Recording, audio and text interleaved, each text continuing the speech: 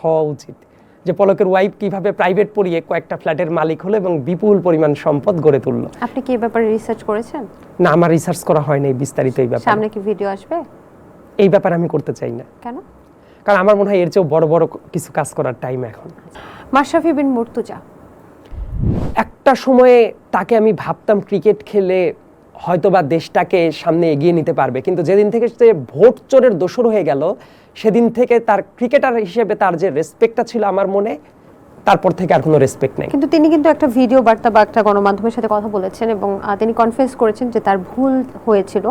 তিনি কথা বলতে পারেন, তিনি দুইবারে ভোট চোর। রাজনৈতিক চাপে কথা বলতে পারেন, রাজনৈতিক চাপে কথা বলতে পারে নাই। সে কি 2018 ইলেকশনে কি হয়েছে, 2024 ইলেকশনে কি হয়েছে, হওয়ার পরে সে পদত্যাগ করতে পারে নাই? তখন শেখ হাসিনার যদি পতন না ঘটতো সে কি এসে কনফেস করতো না। সো এই জায়গাটা দিয়েই বুঝে নেন যে সে কি সিস্টেমের ভিতরে ঢুকে গিয়েছে। সাবেক স্বরাষ্ট্রমন্ত্রী আসাদুজ্জামান খান কামাল সন্ত্রাসী, একজন পারফেক্ট সন্ত্রাসী।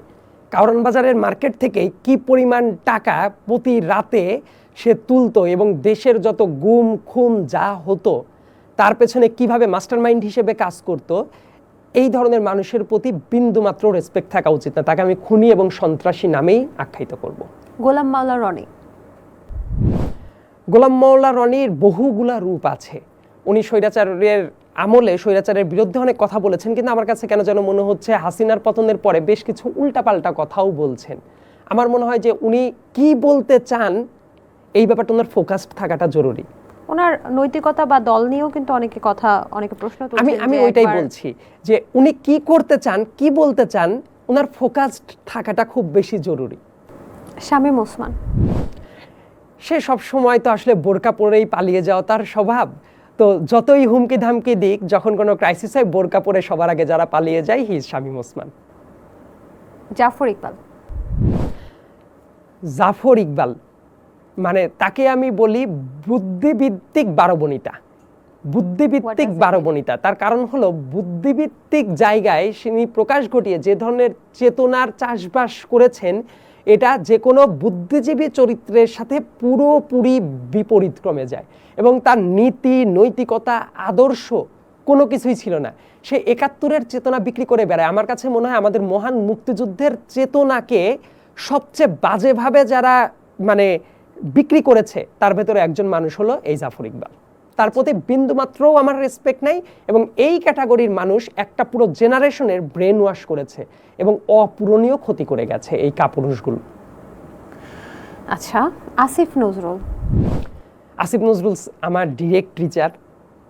সো তার সাথে শিক্ষক হিসেবে পেয়েছি, পলিটিক্যাল অ্যাক্টিভিজমের জায়গায় পেয়েছি নানা কারণে। সো স্যারকে নিয়ে আমি বলবো যে শিক্ষক হিসেবে পাওয়া একরকম, রাজনৈতিক অ্যাক্টিভিজমের জায়গাটা একরকম। এবং আমি ল ডিপার্টমেন্টে ভর্তি হওয়ার পরে যখন খুবই 2016-17 সেশনে যখন ভর্তি হলাম, আমি এই যে স্বাধীনভাবে কথা বলতে পারি বা লিখতে পারি এই ব্যাপারটাতে স্যারের অ্যাপ্রিসিয়েশনটা ছিল, সেটা আমাকে ওই টাইমে ইগনাইট করেছে। পিনাকি ভট্টাচার্য, পিনাকি ভট্টাচার্যের দুইটা ব্যাপার আছে। উনার অনেকগুলো কন্ট্রিবিউশন আছে, এইটাকে আবার অনেকে স্বীকার করতে চায় না। আবার পিনাকি ভট্টাচার্য যে পরিমাণ সাফারার হয়েছে এইটাকে অনেকে মক করে। আমার কাছে কি মনে হয় প্রত্যেকটা মানুষের দোষ ত্রুটি মিলেই তো মানুষ, আমারও তো অনেক দোষ আছে। সো তার কিছু কিছু ব্যাপার নিয়ে সমালোচনা করা যায়, কিন্তু সেটা করতে গিয়ে তার অবদানকে একেবারে যারা মানে পুরোপুরি বলছে যে অস্বীকার করছে, এই কাজটা করা উচিত না। তারও এই আন্দোলন বলেন এবং এই ফ্যাসিস্ট রেজিম বিরোধী যে কথাবার্তা অনেক বছর ধরে বলছেন, তার একটা বিশাল কন্ট্রিবিউশন আছে।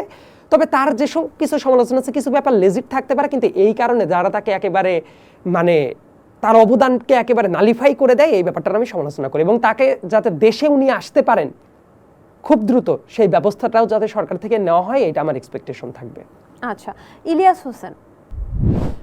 ইলিয়াস হোসেনেরও অবশ্যই কন্ট্রিবিউশন আছে। উনি বিদেশে থেকে অনেক ভয়েস রেইজ করেন। বিশেষণে বিশেষায়িত করতে হবে, এইটা করা কঠিন, কারণ আমি আসলে তার ভিডিও আমি ব্যক্তিগতভাবে কখনো দেখি নাই, কিন্তু তারও অবদান আছে। ওই যে একই রকম যে কিছু সমালোচনা অবশ্যই আছে, কিন্তু একই সাথে তার যেসব অবদান আছে সেটাকেও আমি নালিফাই করতে চাচ্ছি না।